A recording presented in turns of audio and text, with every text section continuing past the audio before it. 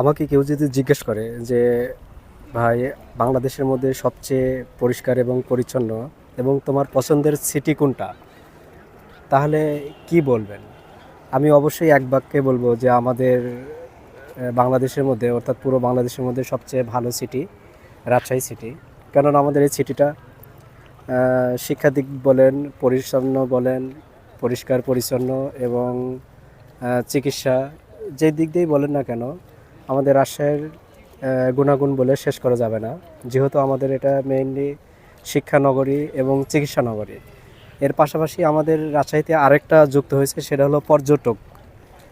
আমাদের নদী পাশে যেহেতু পুরো রাজশাহী শহরটা, এই জন্য আমাদের নদীর ধারগুলো খুবই মানে পর্যটক হিসাবে উপস্থাপন করা হয়েছে এবং প্রত্যেকটা জায়গায় এমন কোনো জায়গা নাই যে কাজ করা বাদ আছে।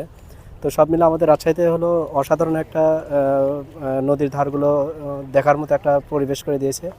বিশেষ করে আমাদের টিবাদ, আইবাদ এবং পদ্মা গার্ডেন, পাশাপাশি পঞ্চবটী এবং ফুলতলা, প্রেমতলী, যেগুলো যে উন্নয়ন করা হয়েছে বা যে কাজগুলো করা হয়েছে, যেটা পর্যটকদের মন পুরোপুরি কেড়ে নিয়েছে। তো সেই হিসাবে আমাদের রাজশাহী হেলেঙ্গা একটা সবচেয়ে সুন্দর এবং পরিচ্ছন্ন একটা শহর এবং অন্য বাংলাদেশের মধ্যে সবচেয়ে বেটার এবং বেস্ট সিটি হলো আমাদের রাজশাহী সিটি। তো আমাদের আমি এখন যেখানে আছি এটা হলো আমাদের টিবাদের পাশে।